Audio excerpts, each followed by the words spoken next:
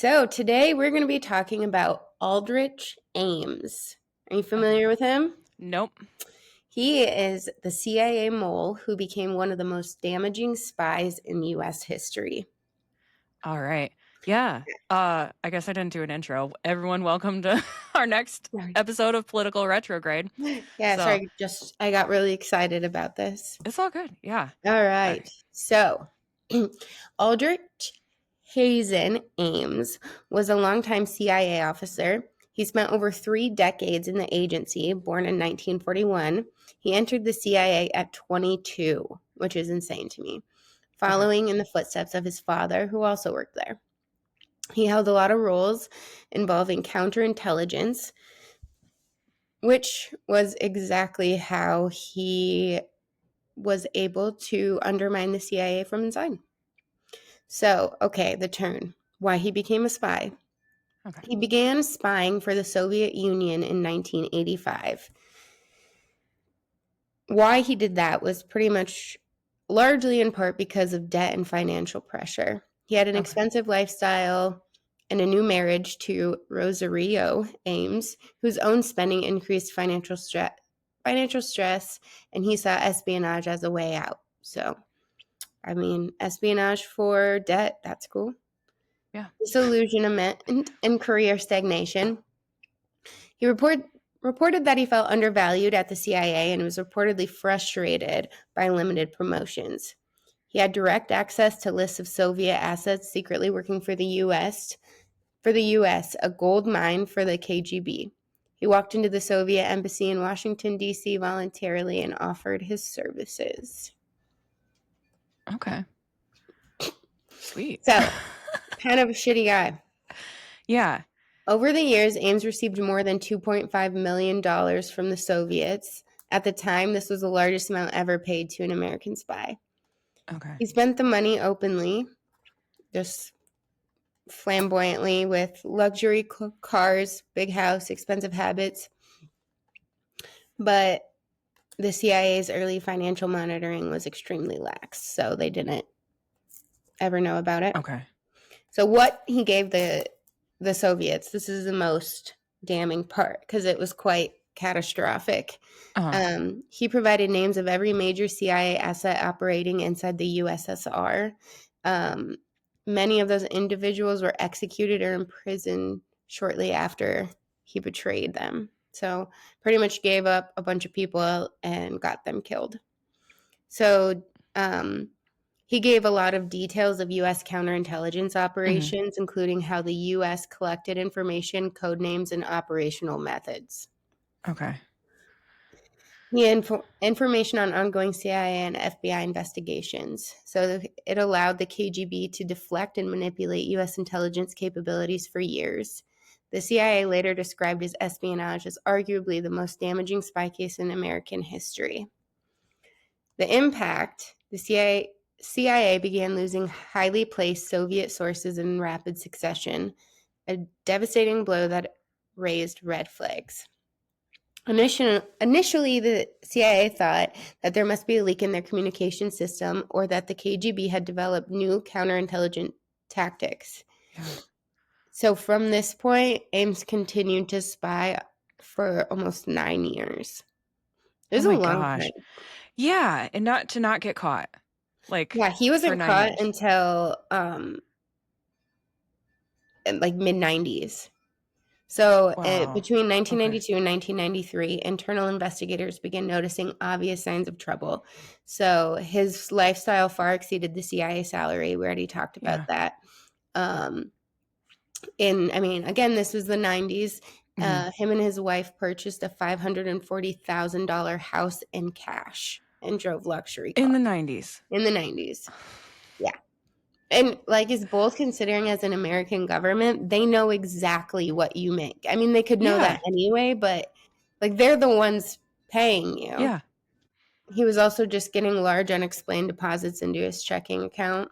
hmm In 1994, the FBI and CIA formally identified him as the likely mole. Insane to me that this literally right under the government's nose, it still took him 9 years to figure it out. Yes. I mean, like how the spending alone you would think Yeah. you would catch within a year, like, Yeah. "Hmm, how do you make that much How'd you buy that money?" house? Yeah.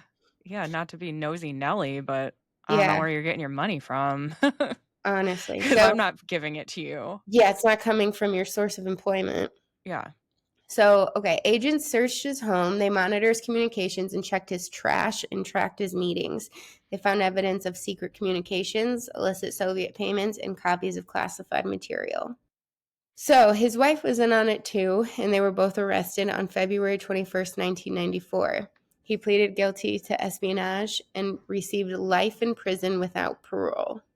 His wife received a 5-year sentence for her role, which was pretty much just money laundering and spending the money. Um, and he's actually still incarcerated at the U.S. Penitentiary in Terre Indiana. Okay. So I was curious how he got away with this for so long. I mean, Yeah. 10 years. Pretty much institutional failure is how that happened. Mhm. Weak internal security at the time, the CIA did not rigorously monitor employee finances or lifestyle. I just guess if you were an American, you could be trusted. Yeah. Um, Ames's seniority, he was in counterintelligence, so he understood exactly how to avoid detection. So he was lucky enough um, to be where he was and use that to his advantage. Communication, the FBI and CIA didn't share information effectively with one another before the 1990s. Okay. Again, just how did they expect any of it to run if they weren't talking? Yeah, okay, if this is a normal employer, yeah, it's really not your business about your employees' finances. But when you're working in the intelligence agency for the Yeah, government, for the there should CIA. be I feel like there should there's no secrets. yeah, I mean, just the background check alone, like, should be Yeah. more intense. Well, So, and like, I mean, today you can't get hired at any company without a background check, without diving a little deeper. yeah, And I mean, I don't know, like even for you or me, the government could get search warrants to like, yeah, look at our phones and our computers and our cars, GPS and all of that if they yeah, felt like were connected to a crime. yeah. But if we were politicians, they wouldn't care, you know? No. I'm a But we little would also salty just have about things people right now. we would also just have people do it for us, so. True, yeah. But yeah, no, he was kind of a messed up dude. So He what talks was he about sentenced? what was he Sorry. sentenced to? Yeah, He was sentenced to life in prison without parole. So okay, he's still alive in Terre Haute, Indiana. okay. And yeah, what happened to his wife? She was sentenced for 5 years and then got out and Okay. I'm sure divorced him. Well, because Um, like, I feel like that's the type of job where it'd be easy to lie yeah, about where the money's coming from, like, yeah, to your spouse. You know, like, yeah. I feel like, comparing it to the, man who shot the Minnesota lawmakers, it's like, how did his wife not notice he was going off the deep end? But Mm, when you're a wife married to someone who's working in the intelligence agency, it's like you really, like, you can ask all the questions you want, but he's not gonna answer them because he right. can't, you know? So, Yeah, even to your spouse, it's nothing. I yeah. mean, as we know, marriage does not keep people loyal when it Yeah. comes to the government. Mhm. Um, Yeah. but yeah, no, I did see some quotes where he talked about like how in his brain he puts things into compartments so that he doesn't have to feel them, is what he said. He said, I conceived a kind of confidence game to play on the KGB. Like, I think Yeah. at some point he just really enjoyed what he was doing and he Yeah. liked playing both sides. Yeah. Like, I mean, I can compartmentalize things very well, but when what you're doing is betraying your country and getting a lot of people killed, like, Directly killed. I mean, how are you okay with that compartment? Like, On top of it, you get $2 million. yeah. Even, He I mean, he did come out and say that he did not take into account that him ever thinking that the information he was giving them would lead to executions. yeah. Who was in charge at the time? Like, any names that we would know, like in charge of the CIA and the National Intelligence Department? I mean, Um, anyone who knows history would probably knows this answer, but I wasn't alive, so I mean, I so it guess I was was alive in the 90s, but so Central Intelligence was William H. Webster, and he served from 1987 to 1991. So for part of it, it would have been Webster. mhm. Yeah. Robert M. Gates. Oh, yeah, don't recognize his name either, so. Yeah. So it was Webster, Gates, and then R. James Woolsey. So can they not tell who like the head of CIA is until after they're done? Um, Is it that secret? I have notes on it. 'Cause, like, so Tulsi Gabbard is the head of the director of national intelligence, which the CIA responds to the Oh, okay. National Intelligence Department. I'm opening up that file right now because, notes for the entire year. Oh, John Ratcliffe is the Oh, yeah. director. Okay. So yeah, we do know. I don't know. Maybe it was different back then. Yeah. He said, these spy wars are a sideshow which have had no real impact on our significant security interests over the years, which is a bold take from a man whose hobby was helping the KGB Yeah. dismantle US intelligence networks. Yeah. That's like sinking a ship and saying, technically, the water has always been there. Yeah. What a Ugh. mess. Yeah. It's Yeah. embarrassing to see stuff like that, like, be able to happen. He said he didn't know he was going to get paid, but I mean, I don't know. I Yeah. get excited when winter comes around and I hope to find $5 in my winter pocket, my coat pocket. And he's just Yeah. like got $2 million in the Yeah. 90s. How'd that Oh, happen? that was nice. What a nice surprise. Right. Yeah, my butt. You didn't know you were gonna get paid. He did this for a long time, but he Hmm. wasn't like a violent dude. He was kind of just like a weak person Yeah. who saw an easy way to make money. Yeah. Also interesting how like the CIA, I mean, I don't know, maybe it's from all the movies and stuff. We think the CIA has like infinite ability to just do Right. whatever they want, but Right. then in real life, it doesn't happen. It's the same like when Right. you're watching a crime show and they have the DNA back in like 10 Yeah. minutes. It's like, no, that takes like weeks, if Yeah. not months. I don't know. I guess I'm always just blown away with how fragile the government really Yeah. is. Yeah. It is. It is interesting when you find that stuff out. Like, oh, thought we would have had stuff like that in place. And it almost seems that celebrities have better um teams working for Oh, them. yeah, for sure. Then the government? Yeah. Yeah. So, like, I mean, let's say that they do have such good teams. Like, what the hell's really going on in the government? Like, what kind of a shit show? Sorry to interrupt. I just wanted to tell you about my sponsors real quick. Sometimes I get on a roll cleaning or gardening, and I need a boost, but don't have time for a meal. Big Fork Brand's pork jerky is the perfect choice to keep my momentum, offering high-protein snacks for on-the-go energy boosts. Not only do they offer pork jerky, but they also make pork sticks, bacon sausage, bacon hot dogs, and burger and hot dog sauces. Products come in a variety of delicious flavors, including Thai green curry and maple and brown sugar for the meat options, and gangster and Chicago fire for the sauces. I personally think the original flavor of the pork jerky hits just right after tackling a big chore. It's a little salty and very flavorful. My discount code gives you 20% off your entire order, and it's currently the best deal available. Just visit bigforkbrands.com and enter in my promo code JADE, that's JADE, at checkout. Are you looking for a gift for a music lover, or maybe some apparel to show off your quirky side? Old Glory has you covered. With over 300,000 officially licensed items covering music, sports, entertainment, and pop culture, you're guaranteed to find the perfect item. They even have seasonal gear. My husband enjoys the Beatles and Led Zeppelin apparel, and I love the Billy Idol apparel. I even found items for my fellow plant enthusiasts. This family-owned superstore is known for their quality and customer service, offers free standard shipping on all orders, and orders are shipped the same day you purchase. My discount code gives you 15% off your entire order, and it's currently the best deal available. Just visit oldglory.com and enter in my promo code JADE, that's JADE, at checkout.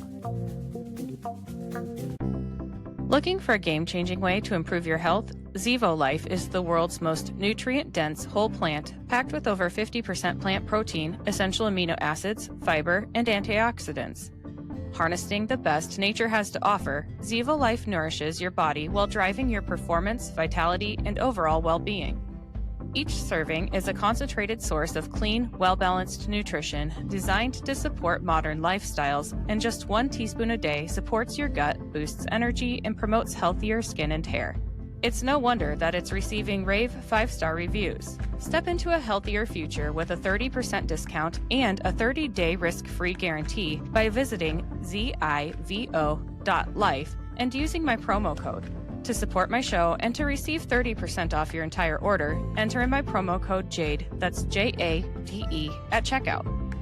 So did you hear anything about like the sex parties that were going on with certain national intelligence agencies that were discovered at the beginning of this year? And it's like, so this is what you guys are talking about during work, huh? Yeah, this is what you guys are doing. Everyone's just having a fucking orgy. Yeah, great. It sure.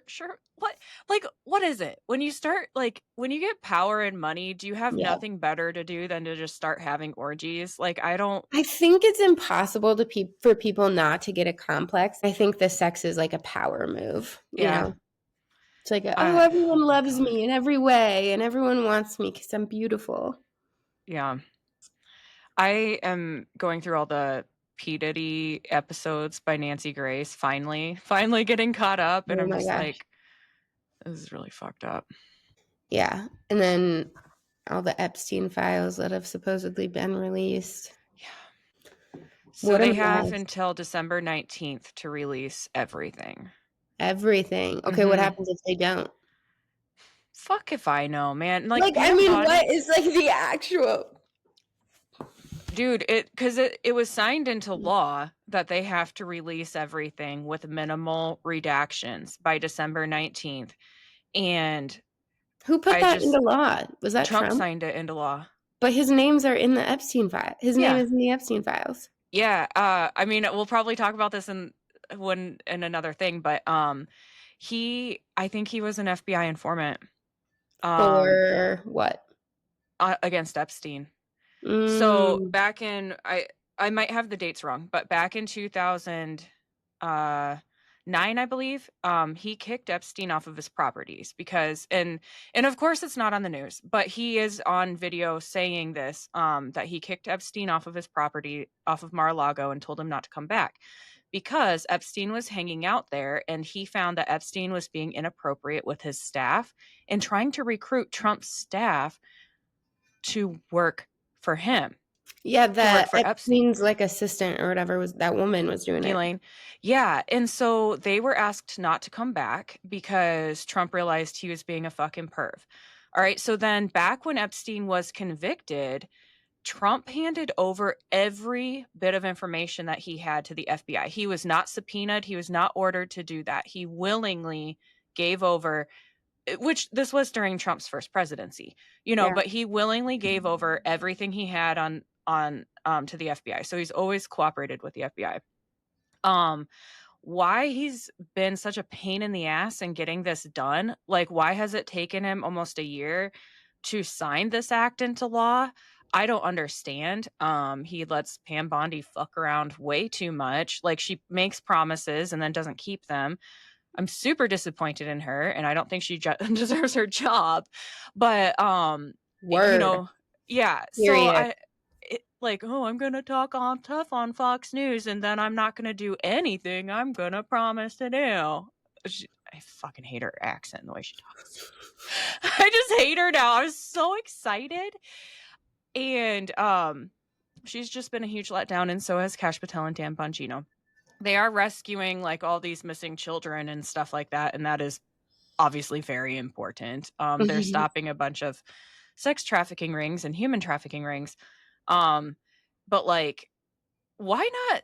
Okay, if you can't convict or go after any of these high profile cases that you promised you would do, then at least talk more about busting the sex trafficking rings and the human trafficking rings, because there's hardly any information out there, and then it makes it hard to believe that it's even happening. Yeah. So yeah, because like you know damn well someone took Epstein's place. We just don't know who it is. Yeah. So yeah, I'm excited for the 19th, but I don't have my hopes up. Like, I'm anticipating, getting some information on the 19th, but Who has these files that needs to release them? The FBI? the DOJ, the Department of Justice. And But isn't that like they're like in charge their of the leader FBI. Trump? Huh? Isn't like their leader Trump? Yeah. So yeah. why? Like, I'm so confused. He's yelling at his own people to release his shit. Yes. Yeah. He's telling them to release it. So it's just the workers in the DOJ that are just like not wanting to do it. Yeah. Because we want to protect the victims' names. Well, a bunch of victims came forward and said, we don't give a shit. Just release the files. Yeah. Or if they're under 18, you can like block out their names, but that's not what we care about. I mean, we care about the victims, but like what really needs to be known is less about the victims and more about the perpetrators and like justice for their crimes. Yeah, I don't need any victim names. I would we don't need the victims' names. That can all stay private. That's totally their right. But Pam Bondi, like when she first started, was trying to get stuff from the Southern District of New York, their FBI office, and they were refusing to hand it over for a while. Well, she finally got it, but she said there might be a delay because she'd been struggling to get that information. But also she said the files were on her desk months and months and months ago, and then they never came out, But there were some motions to release the files that the Democrats actually blocked. And then the Democrats released those emails with Trump in them. And it was about Trump spending time with a victim. Well, they redacted her name, Virginia Giuffre, because she's the one who said, yes, I saw Trump at such and such place. I can't remember if she was at Mar-a-Lago. I think she was at Mar-a-Lago. She said she never saw Trump at Epstein's place, at his property. She was around Trump at Mar-a-Lago one time and he never did anything inappropriate. So they release this email but redact her name because then it looks worse that he spent time with a victim. And if they release that it's her name, then it's like, okay, well, that victim already said he didn't do anything inappropriate with her. Yeah. And so then the Republicans released those emails and 20,000 others. And then, I guess Trump was finally like, you guys need to put this into law, like file legislation, blah, blah, blah. So it passed the House and the Senate, and then it went to Trump's desk and he signed it into law, the Epstein Transparency Act. So that gives them 30 days. He signed it November 19th. That gives them 30 days to release everything they have, with obviously protecting the victims by redacting. Do we know how big the files are? I feel like they got to be pretty big. Yeah, I have a whole separate Word document just on Epstein. What a sick bastard. Yeah. These emails obtained from a larger production of over 23,000 documents explicitly reference blah, blah, blah. So there's 23,000 documents there. Are you going to read through all 23,000 of them? Fuck no. I'm going to ask Grok to summarize everything. When he's had time to go through it. 300 gigabytes, including, the files, over 300 gigabytes, including witness statements, emails, videos, and evidence from Epstein's 2005 to 2008, which I think that's actually 2005 to 2007. That might have been a typo on my part. But anyways, Florida probe. So that's just from the Florida probe and 2019 federal case are expected by a December deadline and promise deeper insights into Epstein's network, though redactions for national security or ongoing investigations. So, yeah, there's a lot. Did you know that Prince Andrew got like thrown out of the royal family and he can't live in the castle or whatever paid Why? for by because of Epstein. Because he did shit with Epstein? Yeah, there's pictures of him with Virginia Giuffre that have been released that he tried saying wasn't him, but it's obviously him. It's AI. So, yeah. So that was actually, but what's fucked up is that was actually back in 2020, like one, I think, that people were really talking about it. He was interviewed about it, trying to say like, oh, I got this condition while I was in the military that made me not sweat. And the person in that picture is very sweaty and just like the What? dumbest shit. And like back then, we didn't have those pictures weren't taken on smartphones. Those were Polaroids. There was not AI, there was not, or not Polaroids, but Yeah. a physical picture. It wasn't a digital Correct. picture. Yeah. So yeah, anyways, I don't know why it took this long, but he's been like thrown out of the royal family for his behavior with Jeffrey Epstein. Do we know if he did anything with him, like specifically?